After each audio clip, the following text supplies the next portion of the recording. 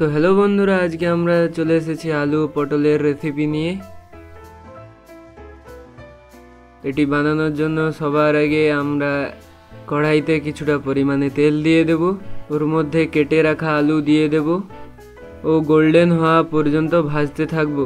আর এর মধ্যে কিছুটা উপর থেকে নুন দিয়ে দেব ও মিডিয়াম ফ্লেমে ভাজতে থাকবো।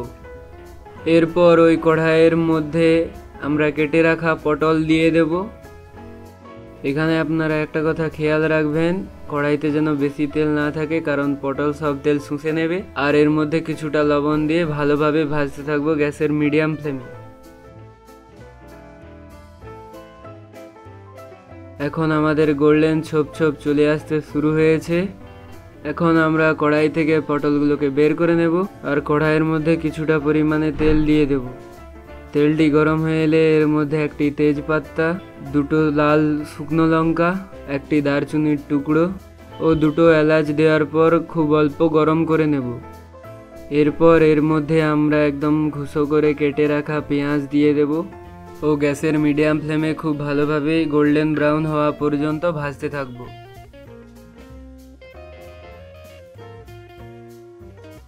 এখন আমাদের পেঁয়াজগুলো গোল্ডেন ব্রাউন হয়ে এসেছে, তাই এর মধ্যে 2 চামচ আদা ও রসুনের পেস্ট দিয়ে দেব আর গ্যাসের ফ্লেমকে লোতে করে 2 মিনিট পর্যন্ত ভাজতে থাকব। 2 মিনিট হয়ে যাওয়ার পর এর মধ্যে আমরা একে একে 1 চামচ লাল লঙ্কা গুঁড়ো, অর্ধেক চামচ হলুদ গুঁড়ো ও অর্ধেক চামচ ধনিয়া গুঁড়ো দিয়ে ভালোভাবে 2 মিনিট পর্যন্ত ভাজতে থাকবো গ্যাসের লো ফ্লেমেই।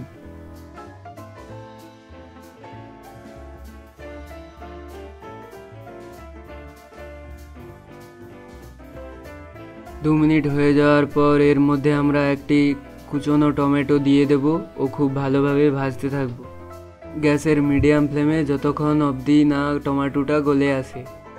এখন আমরা এর মধ্যে খুব অল্প পরিমাণে লবণ দিয়ে দেব যাতে টমেটোটি তাড়াতাড়ি গলে আসে।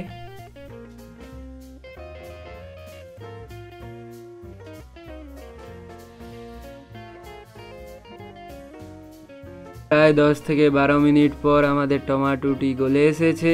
এখন আমরা এর মধ্যে আলু ও পটল দিয়ে দেব ও আলু ও পটলগুলিকে 2 মিনিট পর্যন্ত মশলার সাথে মিশিয়ে ভালোভাবে ভাজতে থাকব। 2 মিনিট পর এর মধ্যে আমরা 1.5 কাপ পরিমাণে জল দিয়ে দেব আর গ্যাসের ফ্লেমটিকে হাই করে দেব। গ্রেভিটি ফুটতে শুরু হলে এর মধ্যে আমরা ধনিয়া পাতা কুচনো দিয়ে দেব আর তারপর এর মধ্যে আমরা ঢাকনা লাগিয়ে দেব।